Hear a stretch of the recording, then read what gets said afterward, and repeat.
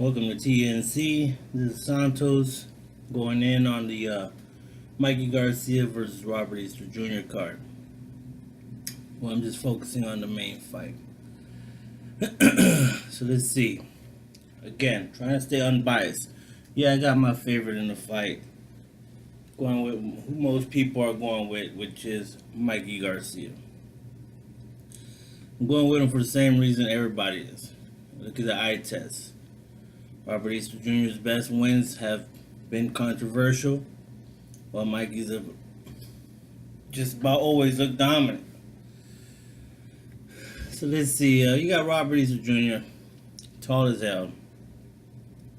Tall for a welterweight, much less a lightweight. He's the IBF world champion. He looks like he has all the physical advantages needed, but he doesn't use them. A lot of people keep pointing out, well, he just needs to do this, use that long jab, whatever, which they're right about. But the thing is, I'm like, yo, this cat didn't just hit a growth spurt. This cat's got a big amateur background. You don't think these coaches have been telling him that shit since he was a teenager? My point is, he fights, he gives up his height because that's how he enjoys fighting. And not to say there's anything wrong with it, but I think his fights would look a lot better for him had he used his advantages. But again, he decides not to, which of course works in his opponent's favor. You give up your advantages, now you're even. He gives up a lot of height, fights on the inside, which is great, entertaining wise. He reminds me kind of Paul Williams. He'll give up the height, get in a dog fight, and he's undefeated, world champion. What are you gonna say? And now he's with Cunningham. You know, not training in his hometown to get away from a lot of distractions, and it all sounds really good. You know, and that should help. But I think a lot of people are giving a little bit too much credit to the Cunningham switch. You know, Gervonta Davis, they're giving him a lot of credit for the Cuellar fight, you know, because he got with Cunningham. But Cuellar moved up in weight, so I don't give him that much credit for it. A lot of people give him Cunningham a lot of credit for the Adrian Broner draw. First of all, he came out with a draw. A lot of people would agree with that, you know, it was a good score, it was a draw. I didn't see any real improvement in Broner. I seen him, Jesse throwing a lot of punches in the beginning and Broner putting his hands in his pockets as usual. I see Jesse take his foot off the gas and then Broner starts punching. So, I didn't see too much improvement with the Broner fight either. Okay, I saw Jesse, like I said, take his foot off the gas, and that's when Broner starts to pick up his punches. Typical Broner. You throw punches, he stops throwing punches. You stop throwing punches, then he throws punches. Not to say Cunningham, obviously Cunningham's a great coach. I'm not trying to say he's not. I'm just saying the credit he's being given for helping these guys improve, I haven't seen that much improvement. Now, mind you, there's only been like one camp for each of these guys with their fights, you know what I'm saying? Including Robert Easter Jr. This is the first camp with Cunningham being the head coach. So I don't see one camp making that much change, especially when the main change is fight tall, use a jab, fight on the outside, and he's never done that. See what I'm saying? I'm sure they've been telling him that since he was in the amateurs, and I'm sure that's what Cunningham is telling him to do now. Does he listen is the question, and does it work? Because even if you are tall and pump the jab and work the outside, doesn't mean you can't lose. If you got a guy that knows how to be quick on his feet, get on the inside, and take that distance away. Mikey's shown a lot of different abilities, you know. Some people want to say it's basic, but he just mastered the fundamentals. You know, Adrian Broner he actually put his hands down by his waist and egged Broner on to throw a punch at him while Broner's back was against the ropes. And he followed Broner around with his hands down. And Broner didn't want to throw punches because he knew he might get countered. Broner's one of those guys who just doesn't like to look bad. And he knows when he gets tagged, it looks bad. So, anyways, back to Robert Easter Jr. and Mikey Garcia. Again, this is a unification fight. Mikey's got the WBC title. He won off of Slats of Cannon. That's the best I can say the guy's name. And Robert Easter Jr. won a vacant title. I want to say against Cormier. I could be wrong. Could have been Shatsikov. But the main thing is that I see, you look at the big fights. Okay, Robert Easter's got 3. And all 3 of them, people say it should have went the other way. Not to say everybody says it should have went the other way. But a significant amount of people, or it could have went either way. Put it that way. You know, at the end of the fight, you're listening for those cards, thinking, oh shit, let's see who won. As for Mikey, in every fight, if he didn't knock the guy out, we knew who won before those cards were read. You know, a lot of people, you know what I'm saying, say stupid shit like, oh, Mikey got dropped by Rocky Martinez. We seen the man wasn't hurt. He looked around like, oh shit, what happened? Got up and knocked the man out.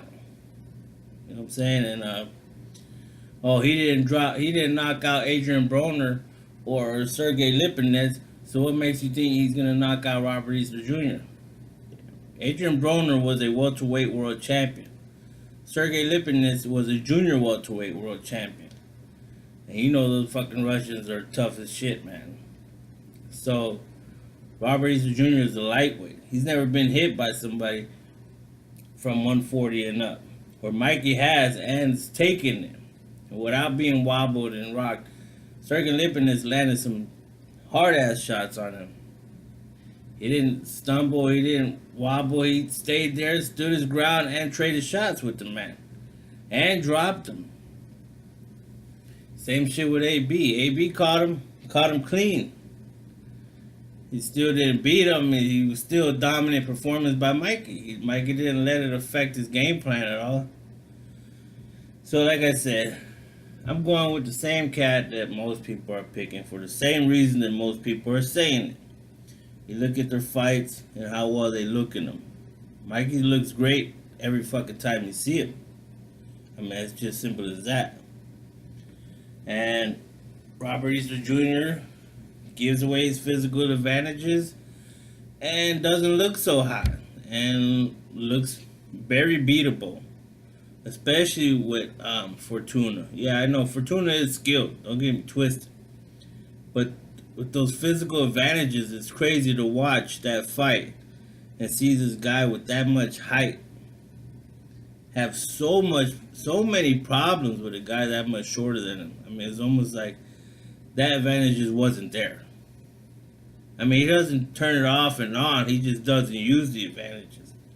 I can understand if maybe you want to fight on the inside some and then go back on the outside, but he doesn't fight on the outside. He just doesn't for whatever reason. I'm sure he's gonna probably start out that way this fight with Cunningham in the corner. I just don't know how long it's gonna last. And if he does, Mikey's already shown he's able to turn up the heat and pressure a fighter. And he's got power. Oh, he didn't do this, he didn't do that. Alright, 135 and down, his power's been there, clearly. So the power is there, because this fight's at 135. And he hasn't shown a lack of power at all from 135 down. And most people that are picking Robert Easter Jr., they're not picking for a knockout win, they're picking for a decision. Some even say split decision. I think that's wishful thinking, you know. And that's another shit to me is like, if Robert Easter Jr. wins this, how fucking big it is for him. You know what I'm saying? People will be, putting him up there with the top guys. If Mikey wins this fight, even if it's as easy as people think it can be, and say a knockout within 5, which is not my pick, but let's say he did it. He battered him and knocks him out in 4 or 5 rounds. it ain't gonna be a big deal because people are expecting him to win. A and two are gonna say, "Well, we seen how bad Robert Easter Jr." You know, everybody likes to take credit away for these fighters for whatever fucking reason. You know, yeah, I'm a big Mikey Garcia fan. I'm a big Terrence Crawford fan. People pick both these guys' resumes apart like they ain't shit, and it's just kind of crazy to me to bash somebody who's an undisputed world champion and then bash somebody who's a four division world champion. But anyways, after this fight, you know, a lot of people are talking about what Mikey's gonna do next, either Lomachenko or Earl Spence. I'll just touch on just for a second. You know, Lomachenko, he's with Top Rank, and a lot of people are like, well, he should still try, blah blah blah. A is gonna be super hard to make just because it's Top Rank and Al Heyman. Two, Top Rank fucked Mikey Garcia, man. It took 2 years out of his career and cost him over $1 million in legal fees.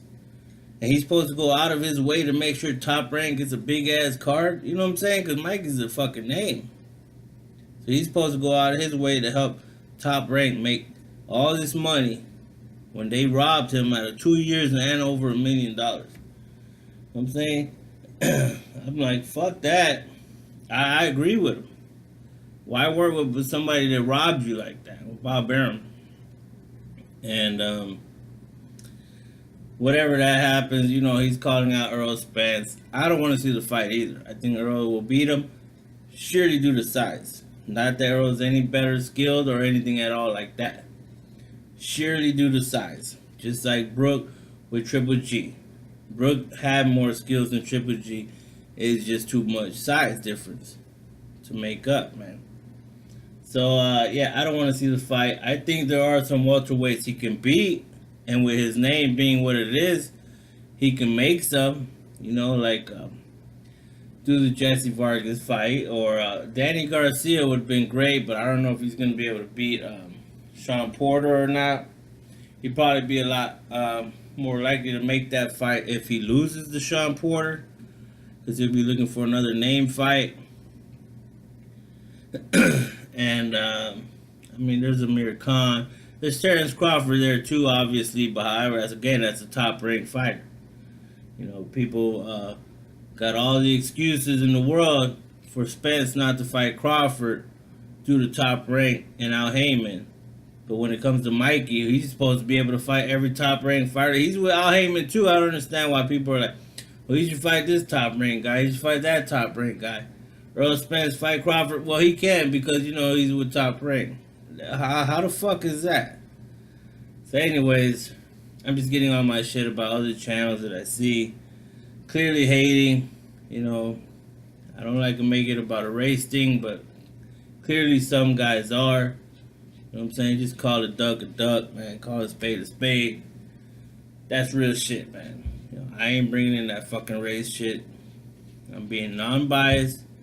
Like I said, Robert Easter Jr. just hasn't looked great, and he doesn't use his advantages, and that's what's going to cost him the fight. Not to say he's a shit fighter or anything like that, you know, but from what he's looked like, I can't see him beating Ray Beltran. Ray Beltran's looked damn good in some fights, and the way Robert Easter Jr. gives up his height, I can see Ray Beltran beating him. I'm saying that's just my opinion. I know we ain't gonna make the fight for the same fucking reason with Bob Arum and Top Rank. And people can disagree all they want. But I say if you go back and look at the 3 quote unquote big fights, because they ain't fucking big fights. Not for lightweight. He hasn't looked good. And Ray Beltran has some damn good looking fights at lightweight. And he's been there for a long time. He's got a title. Ain't nobody calling him out because they don't want to take that L. You know what I'm saying? I don't even see Linares beating him because Linares, I think, was overhyped. He had fast hands. That was it. He's been beat, knocked out, stopped, you know, cut up badly already, and I don't see that happening. So maybe if Robert Easter takes the L and he wants to stay at lightweight, Then maybe they'll make the fight with Ray Beltran. But like I said, I don't see him beating him. So that being said, clearly I'm picking Mikey for the win. And I think you got to go by eye test. You know what I'm saying? What these guys have shown, and the fact that Mikey's beating junior welterweights and a former welterweight world champion, as where Robert Easter Jr. is having a hard time with lightweights. You know, his best wins are all controversial. There's 3 of his best wins, which is Fortuna, Kumier, and Shafikov. I'm not sure how you say that name either, but that's what I'm saying. Those are his 3 biggest wins at lightweight. And Fortuna is a small lightweight, regardless of the fact that he moved up to fight Adrian Granados. He's still small lightweight. He's just trying to do whatever he's got to do to make money that he can make. That's the only reason he went up to fight Granados. But the fact is, he's a junior lightweight, man. And Robert Easter Jr. had a hell of a night trying to get that win. And I felt, he deserved to win, just barely. You know what I'm saying? And I wouldn't have been upset if it went the other way, because it was that close. But me, I think he should have got the win by a point or 2. And that's how close it was. So all that being said, going by eye test, going by resume, I don't see how you're supposed to pick Robert Easter Jr. So that's my take. And I'm gonna say it's gonna be a knockout win for Mikey before the 10th round. Maybe 8th or 9th round, Mikey get the knockout. I don't see Easter getting up. Maybe the corner stepping in and saying enough is enough. I think it'll be that bad. So that's my pick. This is TNC. Check me out on Instagram, Neutral Corner. Hit me up. Like, share, comment.